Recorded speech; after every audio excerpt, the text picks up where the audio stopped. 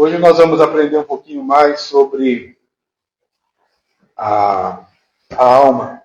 Eu gostaria que os irmãos estivessem atentos ao que nós vamos aprender. Quando eu cheguei na igreja, no ano de 80, na década de 80, melhor década de 80, que abrange mais, né? Eu aprendi de um Jesus, que era o Jesus Salvador, mas ele era fogo consumidor. Aí passando uns 10 anos, aprendendo a palavra, já na década de 90, comecei a perceber que Jesus não era só aquilo, era aquilo, mas tinha muito mais coisas. E eu aprendi então que o Senhor Jesus tinha um Espírito Santo, o Espírito Santo movia toda a vida do seu filho, do filho, daqueles que são filhos de Deus, e comecei a aprender que há mais coisas, que havia o poder do Espírito Santo, os dons espirituais. Aí quando foi na década de 2000, eu aprendi algo que realmente, nisso foi mudando a minha vida. Eu aprendi sobre o batismo no Espírito Santo, com mais clareza, mas aprendi também sobre a fé. Pode colocar aqui, vou tirar isso. Eu aprendi sobre a fé, do poder da fé, de viver pela fé, de agir em fé. Até por vezes ensinei aqui na nossa igreja que não adianta ficar pedindo para que Deus aumente a sua fé, porque a sua fé não vai ser aumentada. Você já tem o grau de fé que você precisa para usar. Você tem. Você não usa porque você não quer. Não usa porque talvez falte aprender um pouco mais do Senhor. Mas essa frase de aumente a minha fé, Deus nunca vai... E graças a Deus, os irmãos aprenderam e entenderam. Só que nos últimos anos, eu tenho aprendido muito sobre as riquezas da graça. Eu tenho falado muito sobre as riquezas da graça. Então eu aprendi lá que Jesus era o Salvador, que Jesus era consumidor, que depois aprendi do fogo do Espírito, aprendi sobre o batismo, aprendi sobre fé. Os irmãos vão entender por que eu estou fazendo essa analogia, nessa abertura. Só que nas últimas semanas, quando eu estive doente, acamado, e eu não podia fazer nada, absolutamente nada, porque tudo que eu fosse fazer essas 2 ou 3 semanas, eu sentia tontura, não tinha força, eu comecei a aprender do amor de Deus. Mas não daquele amor que a gente aprende na teologia, Deus é amor, e as coisas que Deus faz é por amor, porque Ele mandou seu Filho por amor. Mas eu comecei a aprender algo mais. Estava na cama, não podia fazer nada, não podia ir em lugar nenhum.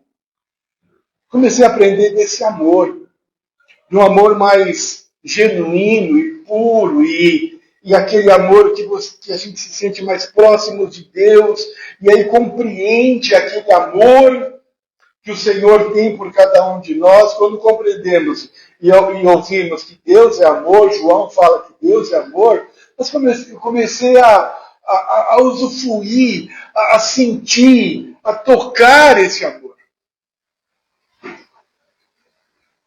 E aí fala do amor, fala da graça, fala da comunhão do Espírito Santo. Como que chama aquele filósofo Pondé? Sabe o nome dele? Luiz Felipe Pondé, isso. E ele falou uma coisa interessante, que vai refletir o que é o amor de Deus. Não sei se era a matéria em si, mas uma parte que eu achei dele interessante, que ele fala que nós vamos à igreja. Por que as pessoas vão à igreja? Isso num modo humano, de uma pessoa, que eu não sei se ele é ateu ou não. Ele é ateu? Ele é ateu. Não sei. Então, mas veja, como que uma pessoa que é ateu consegue entender que existe algo de especial dentro da igreja. Às vezes a gente está em casa. O que ele disse? Ele disse que, por vezes, as pessoas estão nas suas vidas e têm as suas vidas, mas elas são invisíveis. Elas são invisíveis perante a sociedade. Muitas vezes são invisíveis até mesmo na própria família. Presta atenção aqui. Talvez são invisíveis até mesmo na própria família. São invisíveis na família. São apenas um número. Eu tenho tantos filhos, ou eu tenho aquilo.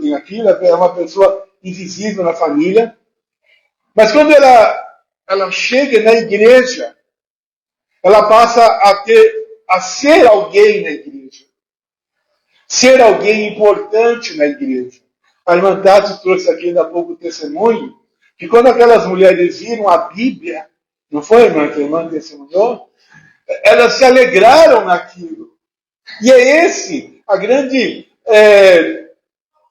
questão que nós devemos aprender, que quando nós deparamos com a palavra de Deus, deparamos com o amor de Deus, a graça de Jesus e o Espírito Santo, ele transforma nossas vidas. Nós não somos mais um invisível na sociedade. Nós somos alguém que faz parte de um grupo, ou talvez o grupo mais importante do mundo, que é a Igreja de Jesus.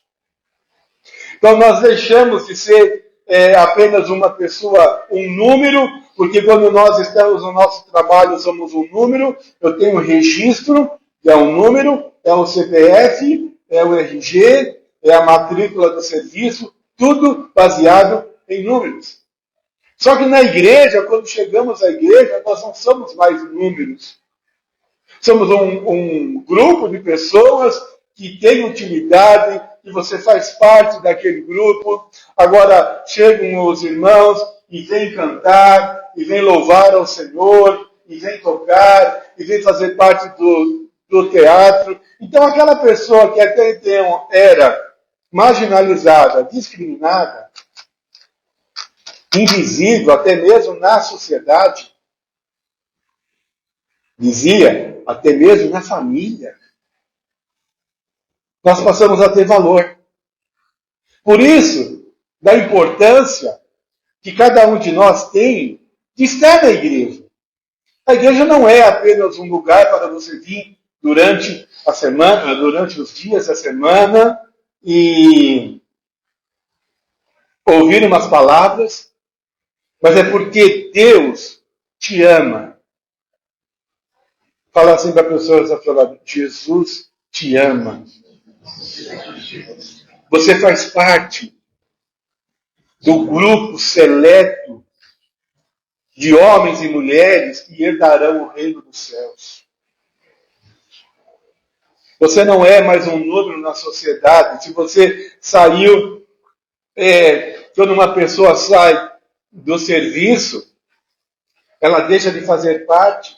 Mas quando uma pessoa muitas vezes quer sair da igreja, nunca ela deixa de fazer parte, porque o Espírito Santo sempre vai estar atuando para que ela volte para a igreja. Ela nunca vai ser uma pessoa desconhecida mais. Nunca mais. E com base nisso, dessa introdução, um pouco extensa, eu quero dizer para os irmãos que a Bíblia, e quando nós compreendemos esse amor de Deus, esse amor que Deus tem, e eu pude compreender esses dias, felizmente, eu ouvi um testemunho do pastor Fernando Takayama, que ele faleceu esses dias atrás, é o fundador da Igreja Assembleia de Deus Nipo-Brasileira, e ele estava dando um testemunho sobre isso, que o amor de Deus é muito maior do que a gente imagina. A gente limita o amor de Deus a algumas frases de efeito, algumas frases no nosso contexto, aprendemos, como se fôssemos uns papagaios, aquele bichinho que imita, mas não conseguimos viver aqui a realidade. E quando nós realmente compreendemos esse amor de Deus, nós vamos compreender que a própria Bíblia nos traz saúde para a nossa alma. Quando compreendemos o amor de Deus, nós vamos ver que Deus, ele tem, e nós vamos ver daqui a pouco alguns salmos, o quanto ele é importante, o quanto nós somos importantes para ele. Só realmente quem conhece o real e verdadeiro amor de Deus vai encontrar saúde para a sua alma. Quem realmente conhece, sabe? Quem aprende. Como diz, não precisa abrir a Bíblia, mas em 3 João diz assim: amados, ore na expectativa que tenha boa saúde, que sejas bem-sucedido em tudo que empreenderes, assim como é próspera a tua alma. João falando para Gaio. Como é próspera a tua alma. Ele mandando uma carta. E vou dizer uma coisa, irmãos. Naquele tempo, eles eram perseguidos. E os irmãos sabem, era do tempo do Império Romano, pegavam os cristãos e jogavam nas arenas para serem devorados. Que Nero pegava os nossos irmãos e colocavam amarrados numas paredes, numas madeiras, e de noite colocava fogo, só para Nero poder andar, atravessar o caminho, iluminado, com a luz dos nossos irmãos que estavam sendo queimados vivos. Isso era perseguição. Quando Paulo fala, quando a gente sofre perseguição, não era um problema de conta bancária, ou um problema de desemprego, era um problema que eles estavam sendo afligidos. Imagine aqui, pegando nossas esposas e levando para se tornar, como teve na Segunda Guerra Mundial, pegavam crianças, o Japão pegava crianças, meninas coreanas e chinesas para servir de conforto, mulheres de conforto. Sabe, não é uma vida que a gente vive. E às vezes a gente, não compreendendo o amor de Deus, não consegue entender o quanto Deus quer saúde na nossa alma. Nós não conseguimos compreender. Por isso que em Colossenses capítulo 3, versículo 15, diz que habite em vós abundantemente a palavra de Cristo. Essa palavra que nós temos aqui, essa palavra viva que quando a gente lê, transforma a nossa vida. Essa palavra que muitas vezes a gente rejeita e pergunta para a pessoa: você leu a Bíblia? Não, li, mas é daquele jeito. Vai ser transformado. E para transformar, como diz aqui a palavra em Romanos 12, diz que eu preciso mudar a minha forma de pensar. Eu mudando a minha forma de pensar, eu vou conhecer o amor de Deus e vou experimentar a boa, perfeita e agradável vontade de Deus. Amém, queridos? Mas precisamos mudar a nossa forma de pensar. Não adianta nós chegarmos aqui e passarmos dias, e meses, e anos, e não mudarmos. O pastor Gabriel perguntou para as mulheres se ela tem algum... Eu vou dar uma sugestão. Nós vimos mulheres da Bíblia, e Ana, e Maria, e outras coisas, e outras mulheres importantes. Vamos falar das mulheres atuais. Mulheres importantes que deixam as suas casas e vão fazer a obra do Senhor. Temos aqui a irmã Tati, poderia ser um exemplo, que sai. Mas quantas mulheres no século passado revolucionaram? Kathleen Kammer, Aimee McPherson, mulheres que se tornaram expoentes, mulheres fantásticas. É esse tipo que nós devemos, então, aprender. Mas, é uma questão que eu digo para cada irmãs, mas essa mesma Bíblia também diz que nós temos a mente de Cristo? Deveríamos ter. Se temos, é uma outra história. Porque se tivéssemos a mente de Cristo, nós teríamos saúde para a nossa alma todo o tempo. Não é que nós vamos ter a mente de Cristo, mas é o caminho para ter a mente de Cristo. E nós vamos ver o quanto ler essa palavra é importante. O Salmo 34 não é o texto que nós vamos ver agora, mas ele diz assim: provai e vede como o Senhor é bom, feliz o homem que nele se abriga. Em Malaquias 3, diz assim, Malaquias 3:10, diz, provai se eu não abrir a janela dos céus. Então, provai ao Senhor, quer dizer, dê o dízimo e você vai ver como Deus vai te abençoar. Mas nesse caso aqui, ele está dizendo, provai, experimente, veja como Deus é bom, sabe? E quando a gente começa a ler as Escrituras, nós nunca vamos deixar, sabe, quando um passarinho pode voar sobre a nossa cabeça. Ele pode até pousar na nossa cabeça, mas ele não pode fazer ninho na nossa cabeça. E é isso que o diabo faz. Ele tem feito fazer ninho nas cabeças dos nossos irmãos. O irmão Amarildo, quando falou no domingo que ele trouxe a palavra, ele disse que Deus é bom. E ele ainda diz, Deus não é mau. Se a gente compreendesse essa grandeza de que Deus é bom, nós acordaríamos e viveríamos todos os dias enfrentando lutas, enfrentando desempregos, enfrentando situações, mas sempre sabendo que Deus é bom para as nossas vidas. E o Samuel, no outro domingo, ele ministrou sobre que muitas vezes nós abrimos o caminho para o diabo entrar em nossas vidas. Né? E ele falou com propriedade, nós aprendemos isso, foi gratificante, que muitas vezes a gente tem problema na perna, toma um remédio para a perna. No nariz, toma um remédio para o nariz. No ouvido, toma um remédio para o ouvido. Mas às vezes, na nossa mente, a gente não quer procurar remédios para a nossa mente. E depois que nós não procuramos remédios para a nossa mente, com o passar do tempo, nós vamos nos tornando aquilo que aquela ideia começa a frutificar. E o que vai acontecer? Vai acontecer que o diabo vai usar aquilo para aprisionar a minha vida. Por isso que a Bíblia diz, não deis lugar ao diabo. Né? Muitas vezes a gente quer restaurar, eu falei numa quinta-feira passada, não, há umas 2 quintas-feiras atrás, que muitas vezes a gente quer restaurar um casamento, só que a gente não restaura as pessoas importantes do casamento, que é o marido e a mulher, o esposo e a esposa. Queremos restaurar o final, mas nunca o final vai ser restaurado se não começarmos ao marido ser restaurado e a esposa ser restaurada.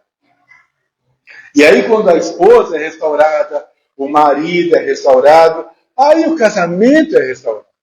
Mas a gente não quer fazer isso. A gente já quer ir lá no finalmente. As nossas orações são erradas. Nós não procuramos restaurar o casamento da nossa forma de agir. Agindo lá no final. Muitas vezes que haja paz, que ele não saia de casa, que ela não saia de casa, aquela situação. Eu continuo do mesmo jeito, o meu marido, minha esposa continuam do mesmo jeito, e eu nunca vou ter um casamento restaurado, porque eu continuo do mesmo jeito. Bem, tudo bem até aqui? Sei que não tem muitos améns, mas não era para ter mesmo. Sabe? Então, falando mais uma vez sobre o diabo, ele vai botar na sua cabeça os ovos da incredulidade. Às vezes Deus quer agir e nós somos incrédulos. Aí eu não acredito. Eu não sei o quê. Vai brotando os ovos da incredulidade. E quando quando brotam os ovos da incredulidade, nós não vamos conseguir ter saúde em nossa alma, porque os ovos da incredulidade já brotaram, já nasceram. Já brotaram, não, o ovo não brota, ele já quebra e começa a nascer a incredulidade. E nós nunca vamos ter a vida restaurada, porque precisamos, antes de mais nada, ler essa palavra, viver essa palavra. Pedir agora sim que os irmãos abrem sua Bíblia, no Salmo 119. Tem algum irmão voluntário para começar a ler o Salmo 119? Fica tranquilo, você não vai ler o Salmo 119. O Salmo 119 é o maior livro da Bíblia, o maior salmo. Tem 176 versículos. Já vi irmãos ali fazendo. Pois é, Salmo 119. Mas às vezes a gente tem medo, sabe por quê? Depara com um salmo tão grande, a gente aprende. Você não era meu pastor, nem nada me faltará. Deixa-me viver do espaço, guia-me imensamente as águas tranquilas, refrigera a minha alma, ainda que eu andasse no vale da sombra da morte, e tal. Salmo 23, a gente aprende ele de cor e salteado. Só que o Salmo 119 é um dos salmos mais fantásticos que a palavra de Deus mostra. Mais lindo. Quem já leu o Salmo 119? Quem já meditou no Salmo 119? Tá? Não precisa levantar o braço. Vamos lá, Salmo 119. E nós vamos ver aqui, eu vou precisar daqui a pouco de um voluntário, tá bom?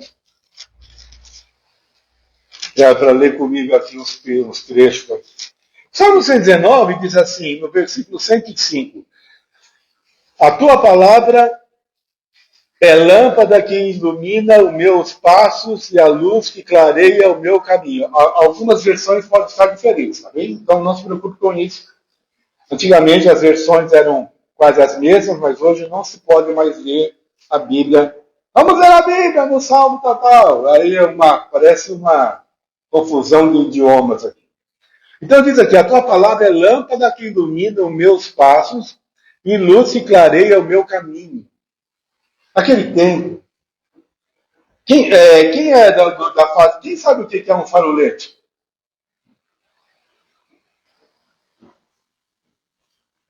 Quem sabe o que é um farolete? Lanterna.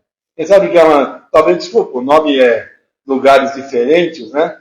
Mas, de noite, em lugares assim, eu morei em um lugar assim, que tinha que usar aquele. Eu ia até pensei em trazer uma lanterninha, um farolete, chama farolete, que você ilumina o caminho de noite. Né? Já viram, né?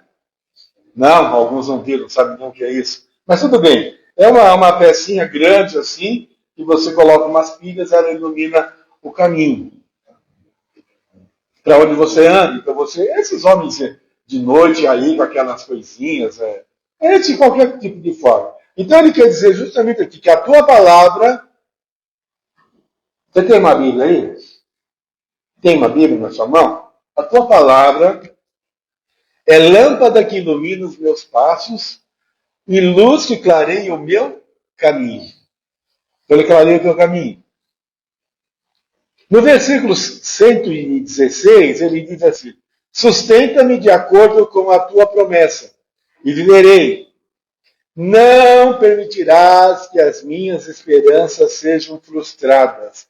Deus nunca vai permitir que as nossas esperanças sejam frustradas.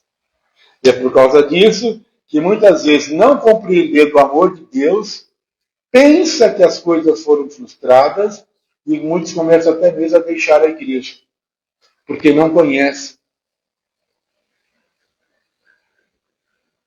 No versículo 143, sobrevieram-me angústias e tribulações, todavia os teus mandamentos são a minha delícia. Presta atenção, vieram angústias e tribulações. Quem já passou por... Desculpe.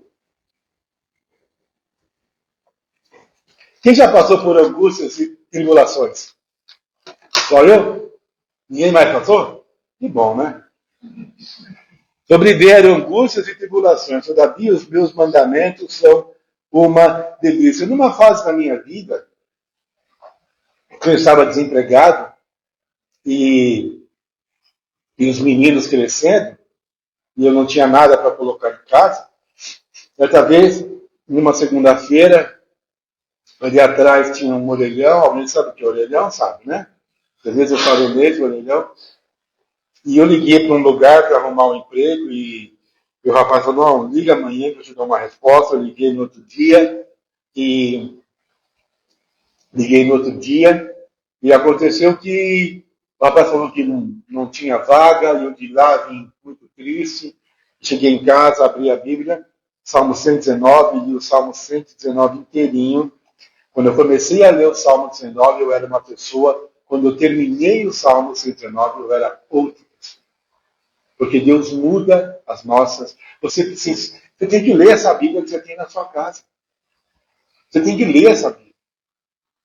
Mas não é ler de uma forma que a gente lê e aprende ou decora os versículos. Eles têm que ser vida na nossa vida. Então diz aqui, sobreviveram angústias e tribulações. Todavia, os teus mandamentos são a minha delícia. No Salmo no 119, 103, diz assim, quão doces são os teus decretos ao meu paladar, mais que o mel sobre a minha boca. Quão doces são os teus decretos ao meu paladar, mais do que a minha boca. Eu peguei aqui, pedi para a pastora Roseli,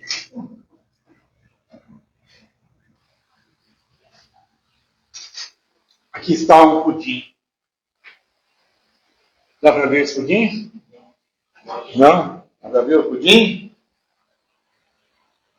Né? Pudim. É um docinho. E aí ele diz assim, sobrevieram angústias e tribulações, todavia os teus mandamentos são minha delícia. Quando eu leio a Bíblia, transforma. É como se eu fizesse.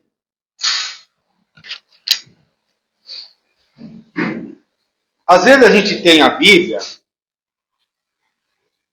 na nossa casa e ela está lá, bonita, aberta, mas ninguém lê. Ninguém tem coragem de ler a Bíblia. Porque a Bíblia é a palavra de Deus revelada. Quando enfrentamos qualquer tipo de problema, temos a resposta. E aí, só que no Salmo 34 diz, provai e vede que o Senhor é bom. Se eu não experimentar a palavra de Deus, ela vai ficar ali, em cima da mesa, e eu não vou perceber. O que eu tenho que fazer?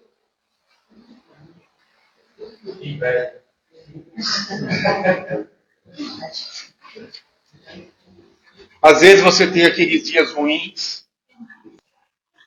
Não temos dias ruins? Temos dias ruins. Eu vou eleger 2 ou 3 voluntários para vir aqui, tá bom? Nós temos dias ruins. Né? Que parece que não tem vida. Às vezes um período, não só 1 ou 2 dias, mas um período. E a nossa boca muitas vezes está amarga. Não é verdade? Não tem gosto. Né? E aí você pega a palavra de Deus, com licença.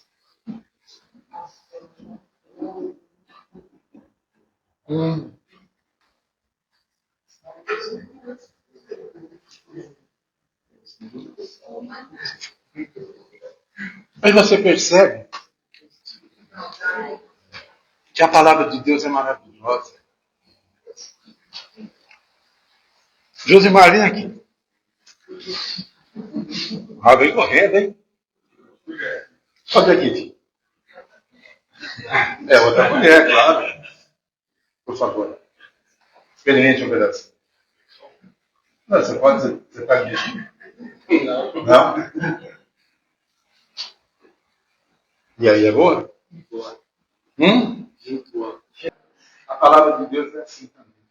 Quando você experimenta, ela muda. E começa a te dar sabor.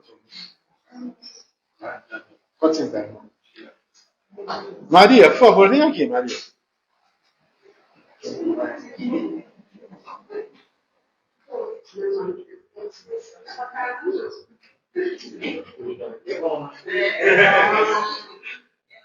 Eu queria, mas a pastora Roseli só deu trouxe poucas colheres. Por favor.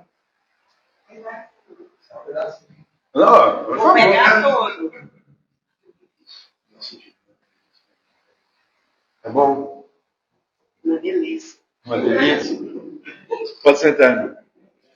Sabe, às vezes a gente tem mais uma colher aqui, tá? Daqui a pouco eu chamo. Não dá para chamar todo mundo, me desculpe, tá? Mas a gente tem a palavra de Deus como vida em nossas vidas. E às vezes a gente não usa. A gente trata a igreja como se fosse que nem aquelas mulheres, eu não sei, que a irmã estava contando. Se alegrar em ter a Bíblia. Deixa eu ver aqui. Duda, vem aqui. Chamei um homem, uma mulher. Mas vem cá.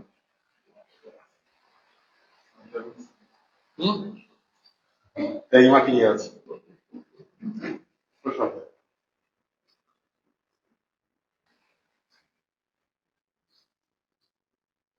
Tá bom?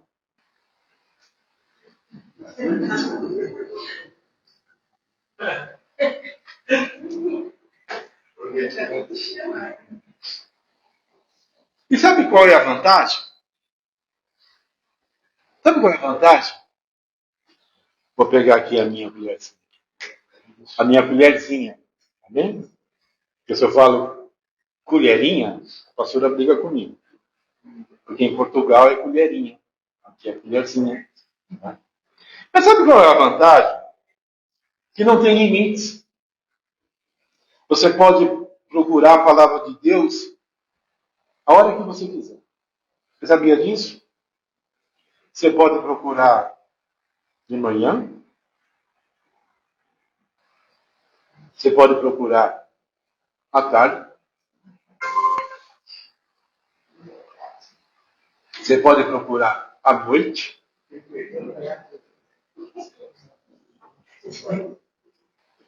Você pode procurar de madrugada.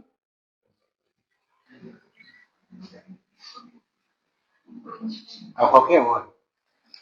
De manhã, acho que de manhã eu já falei, né? Então vou parar. É isso, irmãos. Essa é a diferença.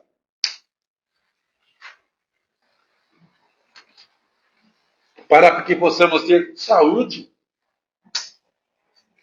Essa é a diferença que possamos ter, conhecer a palavra. Em 1 João 4,18, o amor, no amor, quem é amor? É Deus. Quem é a profundidade do amor? É Deus. Não existe receio, não existe medo. Antes, o perfeito amor, que é Cristo, que é Deus, lança fora todo medo.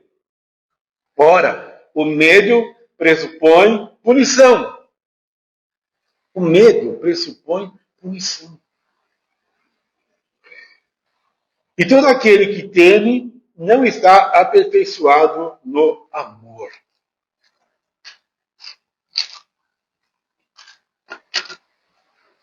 Todo aquele que teme não está aperfeiçoado no amor. Cuidado com os seus medos.